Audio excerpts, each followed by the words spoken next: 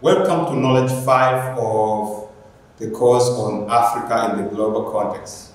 The course is about how Africa deals with the rest of the world. And this segment of the course is about politics of aid in Africa. You know, aid is a good but as well a bad thing. As we will see in this discussion that comes next. My name is Miraj Kitibwa. In some ways, the flow of official development assistance, the official development assistance to Africa has been impressive. Currently, almost all foreign aid comes from the 22 economically developed countries, the member states of the Development Assistance Committee of the Organization for Economic Cooperation and Development, the OECD.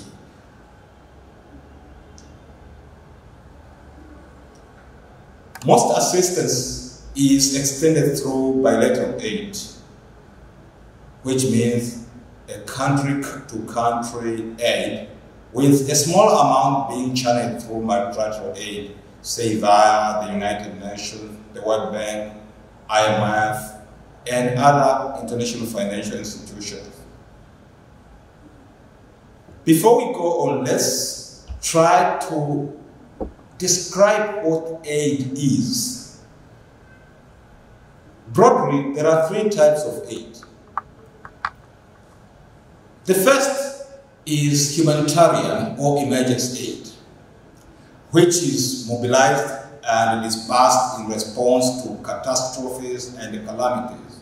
For example, the aid in response to the 2008 floods in Mozambique,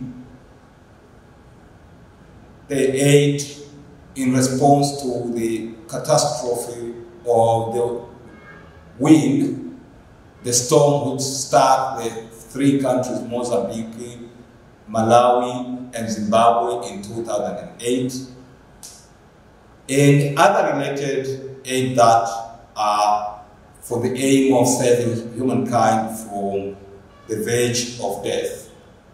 The second form of aid is charity-based aid, which is disbursed by charitable organizations to institutions or people on the ground. For example, the Save the Children, or UNICEF, and other kinds of the like. The third form of aid is systematic aid. That is aid payments made directly to governments, either through government-to-government transfers, in which case it is termed as bilateral aid, or transferred via institutions such as the World Bank or IMF, known as multilateral aid.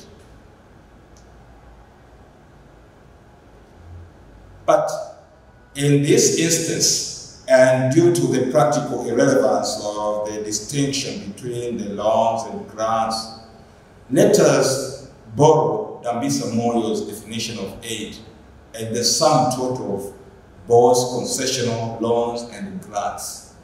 We should not differentiate them very much because both are given to those who are in need of.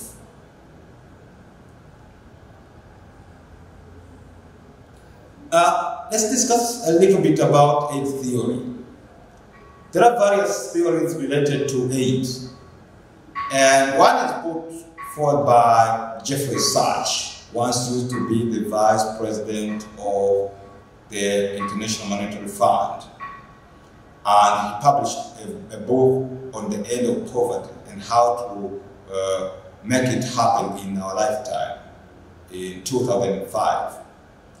Jeffrey Sachs argues that the poor countries are caught in a poverty trap, which they can only escape if aid efforts are increased. Sachs believes that a big push strategy would be the best way for reducing poverty.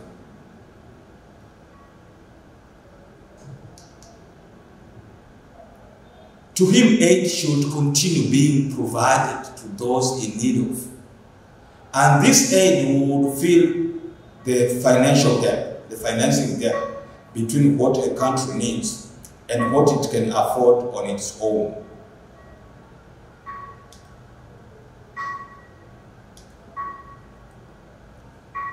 This means that if a country is given more aid, the public spending will be increased, which would result in a demand for more jobs, which then would create income for the poor and a minimum household consumption, which encourages savings at the end.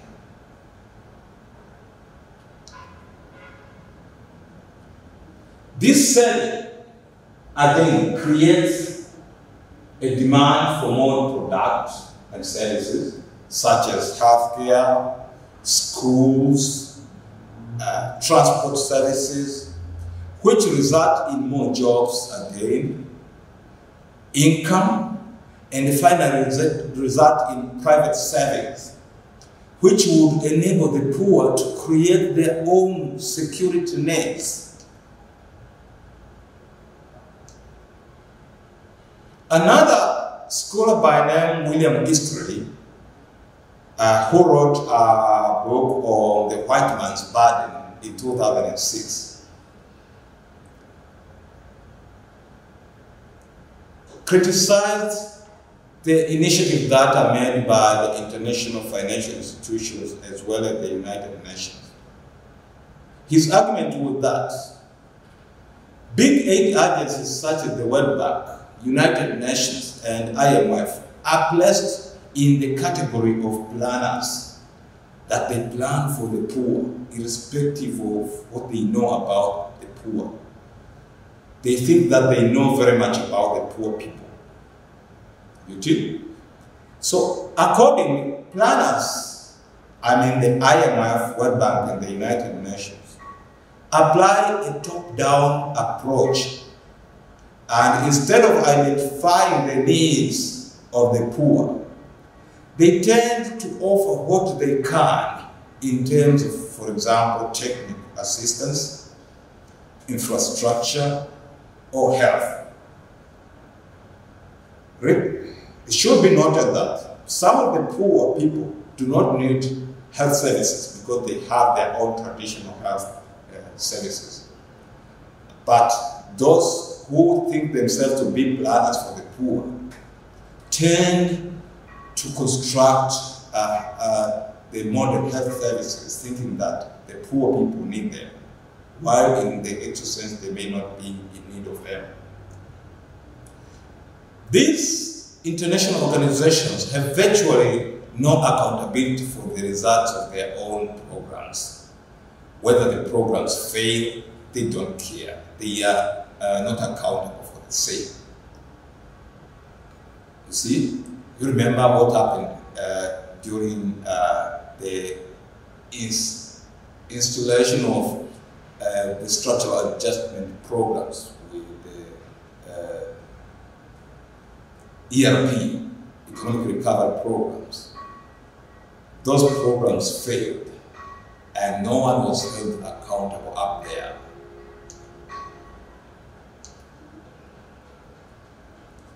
So William Easterly argues that the tendency of large international aid agencies giving aid to national governments does not automatically imply getting the money to the poor.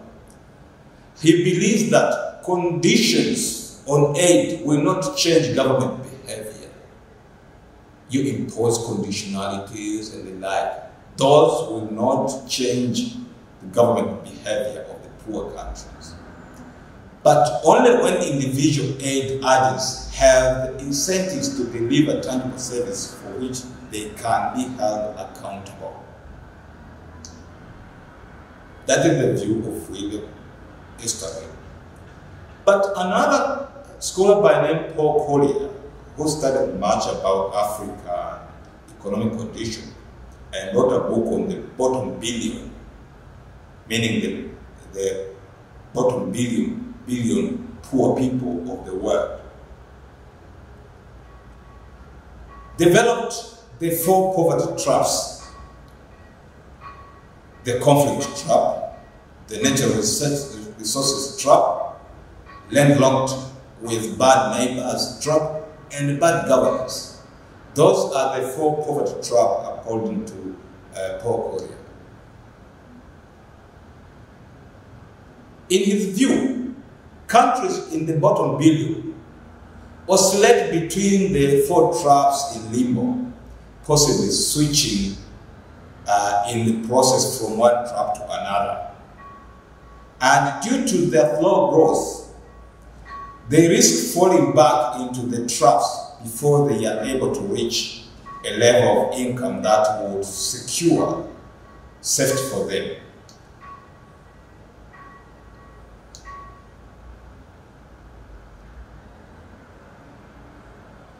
According to Paul Collier, there are 4 different instruments to break free of the traps. These are aid, security, law and charters, and the last one is trade. To him, aid alone is not enough and not very effective. So the aid agencies must wait for a political opportunity, and when it arises, they should pour in technical assistance as quick as possible to help implement reform.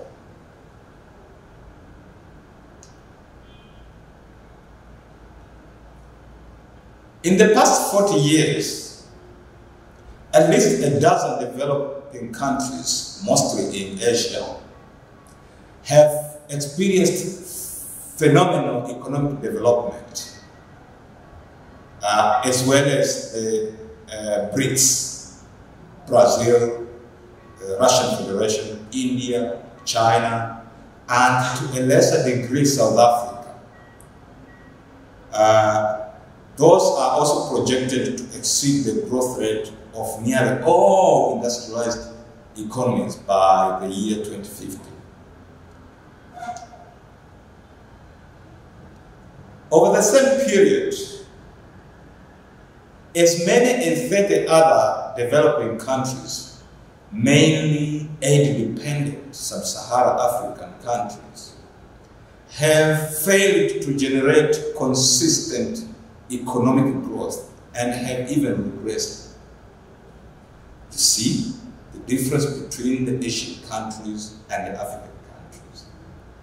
While the Asian tigers have had their economies grow, the African countries, about 30 of them, have had their economy stagnated and to some degrees regressed. The proponents of aid point to 5 evidences of the effectiveness of aid. One is the Marshall Plan, which was implemented immediately after the Second World War to help the recovery of the war-torn Europe.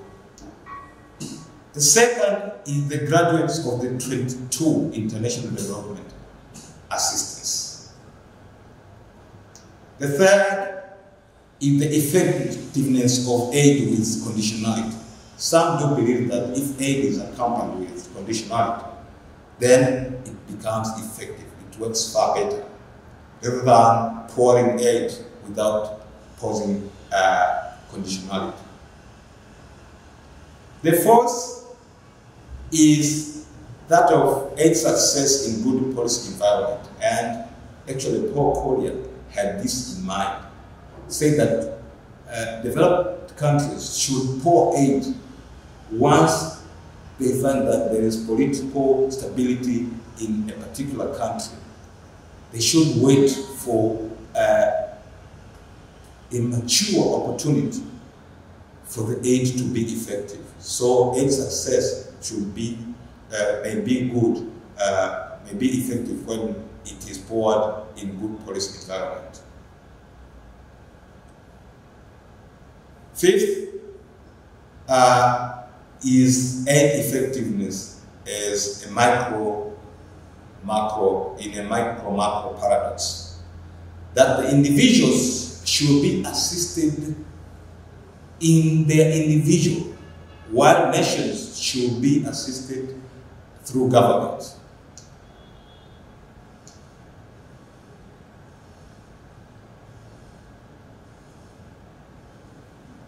How do we view foreign aid in relation to Africa's development? Actually, as a world in general, we live in the ebb of flow of events, whereby that ebb of flow of events affects us all, both in small and large ways. And much the same is true of foreign aid and Africa's development. We live in a culture of aid, with the notion that giving out to the poor is the right thing to do. That if you don't support the poor, then you'll be doing something sinful. But why is it that Africa, and remember, Africa alone among the continents in the world, seems to be locked into the cycle of dysfunction of foreign aid? Why doesn't Africa seem to get its foot on the economic ladder? Are Africa's people universally more incapable? Or are Africa's leaders general venom, or more ruthless, or more corrupt? Or are Africa's policymakers more innately faithless and incompetent? What is it about Africa that holds it back, that seems to render it incapable of joining the rest of the globe in the 21st century?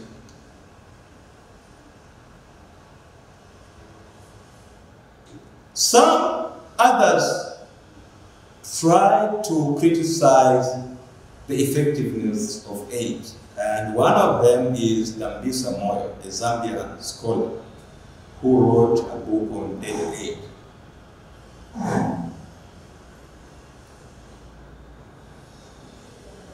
Moyo and other scholars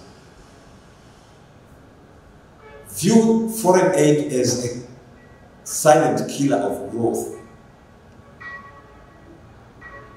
And of course, the answers to all those questions that have been posed has its root in aid, says Dambisa Moyo. Moyo believes that African countries are poor because of all that aid. In his view, aid has helped make the poor poorer and the growth slower. She said that aid has been and continues to be an unmitigated political, economic, and humanitarian disaster for most parts of the developing world. And it is the disease of which pretends to be the cure.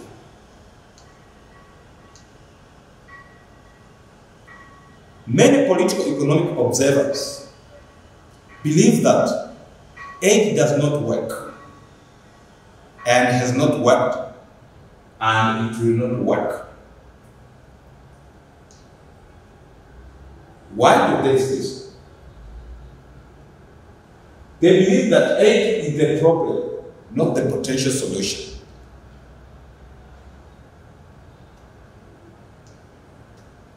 And why has aid to Africa been declining? There are several reasons behind the declining trend of foreign aid to Africa. One is that the donors do not have cash. What will Africa do? The second is that they don't believe that aid works. The third explanation is that they simply don't care now. They have their own problems. They are facing their own problem, financial pressures, the financial crisis, of 1998, of 2007, and the like. So why should they care about Africa's problems and poverty? Another explanation is related to the war on terror, which has distracted donor countries' attention to Africa. The last explanation is related to the increased retirees in the developed countries, which means the increased health costs, lower tax revenues, and less to give away. So they don't feel like giving aid to Africa because they have a burden in their home.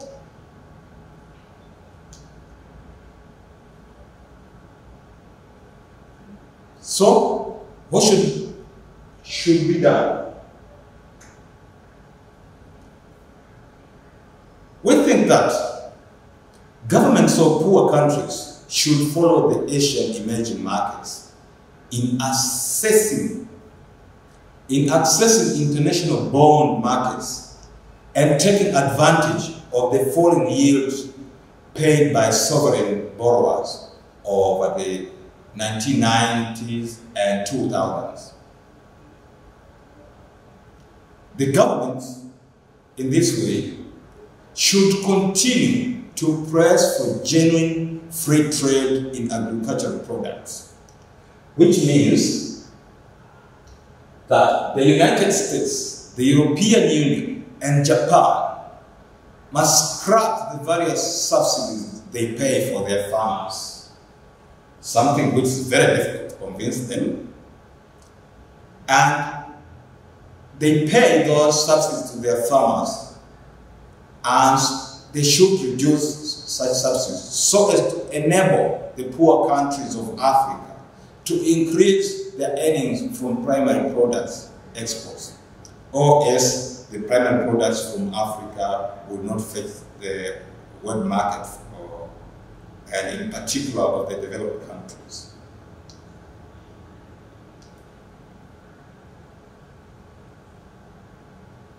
Another strategy, alternative route would be that the poor countries' governments should encourage the Chinese policy of large-scale direct investment in infrastructure first and foremost. So, like, for example, what Tanzania has been doing right now, the government has invested much in infrastructure for development, road network, railroad network, airports construction, harbor, and other infrastructures, first and foremost. And those infrastructures will later enable the people in those poor countries to capitalize through their activities, and they will simplify their activities and enable them to earn enough income. See. Another suggested alternative route is to encourage financial intermediation. This means there is a need to foster the spread of microfinance institutions, which will enable the poor people to access loans.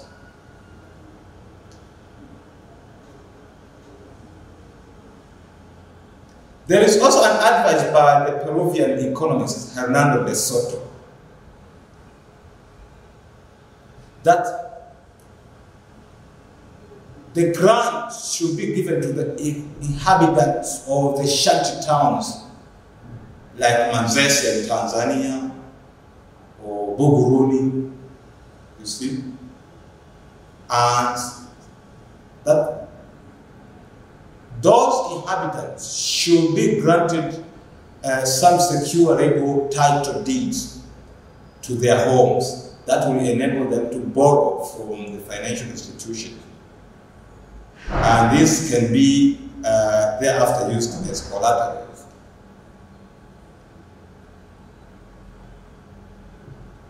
Another suggested alternative route would be making it cheaper for the immigrants to send remittance back home. There should not be many obstacles toward that. You know, remittances from the Africans in diaspora helps match the growth of Africa. And one study by a master's student from Zanzibar clearly stipulated this with evidences. They built hospitals in Zanzibar, and not to mention the household financial assistance they give. It works. Another suggested alternative route is that in a perfect world, that the poor countries at the lowest rung of economic development, what is needed is not the multi-party democracy, according to Moyo. Multi-party democracy is just a subsidiary matter. What is needed, Moyo says, is a decisive benevolent dictator to push through the reforms to get the economy moving. So, to some degree, Dambisa Moyo, the Zambian scholar, is in support of generous dictators. I don't know what kind of dictators are that. But to her, the generous, the benevolent dictators are those who will have to push through the reforms to get the economy moving. To her, rushing to elections before economic growth has taken root is a recipe for failure. Countries may keep conducting elections while their economy is in shambles. Thus, the well-being of their people will not take root in any way. To conclude, this subsection in OIL 103 on the politics of aid in Africa, I would say that Africa is addicted to aid. Just like the challenge someone addicted to drug might be facing, Africa's withdrawal from aid is bound to be painful. The key lessons of the last 6 decades are that development is something largely determined by poor countries themselves and not by the outsiders. Of course, the outsiders can play only a limited role, but the central role should be played by those ones who are in the poor countries themselves, not otherwise. Thank you.